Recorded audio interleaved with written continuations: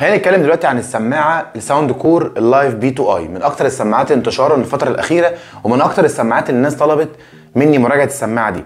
انا اولا عايز اشكر شركه اتصال في المقام الاول بصراحه، عشان اللفته الذكيه منهم ان هم اخيرا سمعوا النداء بتاع ان الناس بتنزل السماعات مش بنلاقي لها كفرز. هم الناس بصراحه موفرين الجراب بتاعها هديه بالنسبه لاول سيريس او اول فيرجن الناس بتشتري السماعات فيه، بياخدوا الكفر فري. سعر السماعه، خلينا نتكلم اول حاجه عن سعر السماعه. سعر السماعه 1250 او 1350 جنيه تقريبا، اي بما يعادل $55 تقريبا، يعني اسعار يعني اعلى او اقل. فخلينا نتكلم. انت هتشوف دلوقتي انبوكسنج للسماعه موجود في الجنب، بيحكي بالتفاصيل محتويات العلبه وايه اللي موجود معاها زائد الفري جيفت. بس الاول هنتكلم عن التصميم والديزاين.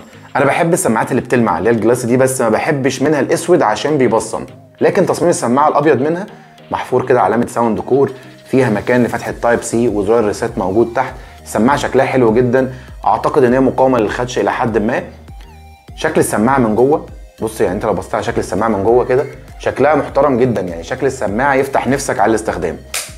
طبعا السماعه قبل ما نتكلم عن اي حاجه ونتكلم عن مواصفاتها هنتكلم عن الثبات بتاعها. السماعه الثبات بتاعها سهل جدا وبسيط، بص، وثابته في الودن، مفيش اي مشكله فيها طبعا بما انها هوك يعني، بس هي ما بتضايقش الودن.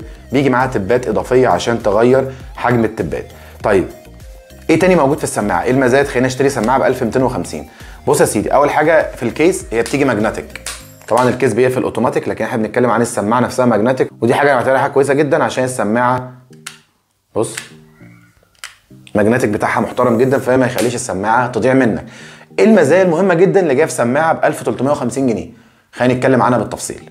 السماعه بتيجي بذكاء اصطناعي AI بيقلل الضوضاء اوتوماتيك، ودي من الحاجات الذكيه جدا في السماعه. طبعا سماعه بالسعر ده فيها ذكاء اصطناعي، انا بصراحه مش مستغرب ده عن ساوند كور سيريس كلها. بصراحه سماعاتهم بتبقى ممتازه جدا، لكن خلينا برضو نجرب مكالمه عشان نتاكد من جوده الصوت، ودي يعتبر خطوه اولى في وصف امكانياتها. يلا بينا يا اسلام، سامعني كده؟ ايوه سامعك كويس جدا. بص دلوقتي بكلمك من السماعه الانكر البي 2 اي عشان بجرب مكالمه منها، يعني هو تقريبا مكان مش دوشه قوي اللي انا فيه يعني.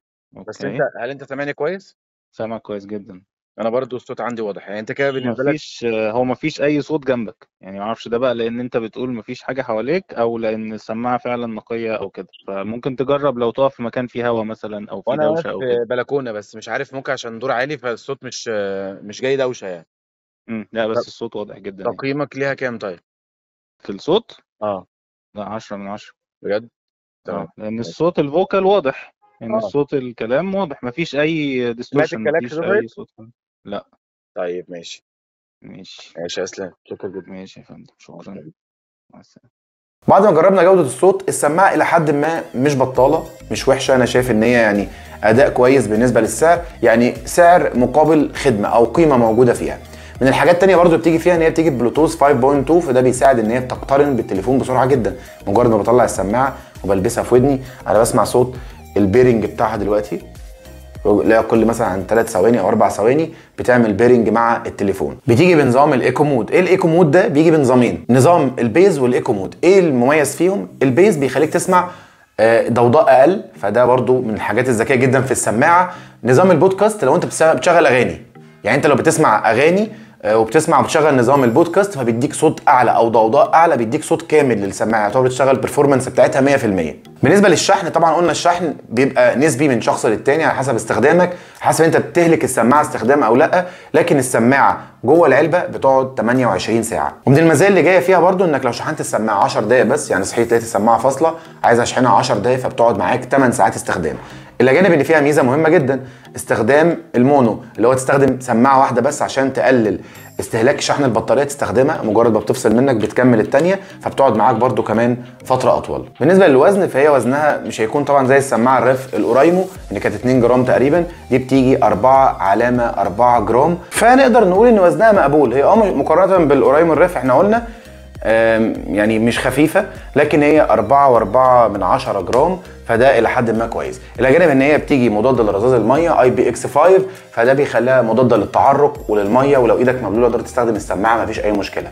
السماعه بتدعم زرار للضغط في التحكم في السماعه، يعني لو عايز ارد على المكالمه من خلال الزرار مش باللمس. ده برده لطيف، الزرار بتاعها سلس في الاستخدام، تيجي تدوس عليه، يعني انت لو لابس السماعه هتعرف توصل له بكل سهوله وتدوس عليه، دوسه خفيفه مش هتحتاج انك تضغط على السماعه جامد في ودنك. ده باختصار مراجعه سريعه للسماعه. السماعه اديها ريت 8 من 10. السماعه انا شايف ان هي هايله برضو، يعني رينج السعر بتاعها مش وحش، قريب جدا. وطبعا الايه يعني الحركه البسيطه الجميله اللي حصلت من اتصال ان هو نزل معاها الكفر بتاعها ده، بيخليها بالشكل ده، فبيحافظ على السماعه جدا من اي سكراتش. انا كده نهيت الفيديو. لو عجبك الفيديو ما تنساش تعمل لايك وشير. باي باي.